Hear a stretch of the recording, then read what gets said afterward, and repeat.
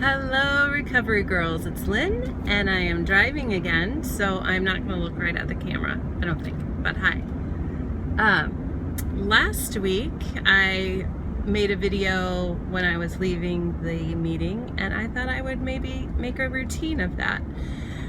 Recovery topics are obviously fresh in my mind, and so today I want to share a little bit about the topic we discussed, which was acceptance, or as we also call it in recovery sometimes, living life on life's terms. So I have a situation where, back up.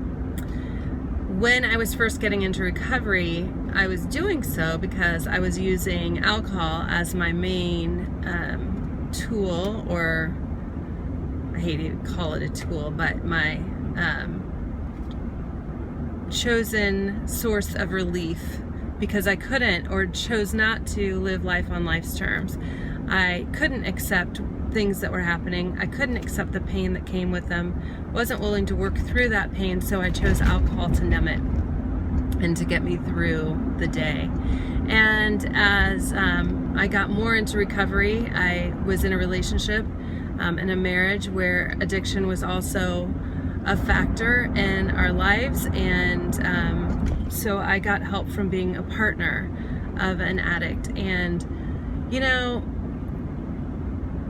it is not easy, even having several years of recovery under my belt. It is never easy for me to accept what's going on in my life if it's painful and uncomfortable. And right now I'm in a situation that is very uncomfortable and painful, in a relationship that I'm struggling in. It's a relationship that I want in my life, and I'm seeking God to see if that's what He wants. But the first thing I need to do to be okay and to be healthy is to accept where things are right now.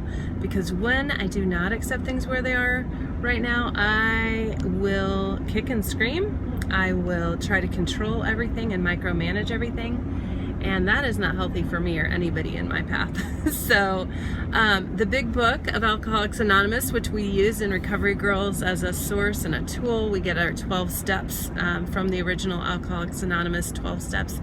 And the big book tells us that acceptance is the answer to all of our problems. And I'm not saying it exactly word for word, but I can accept that this car in front of me is going very slowly, or I could get on this car's tail and try to push him out of my way.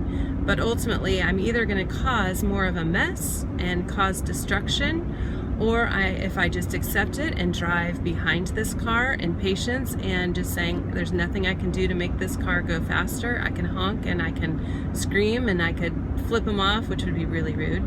But none of that's going to change that this car is just driving a little too slow for my liking. So I'm going to accept it and live in peace and have harmony and serenity in my life. So with that, I hope that you will choose to turn your life and your will over to the care of God, and then watch for the miracles.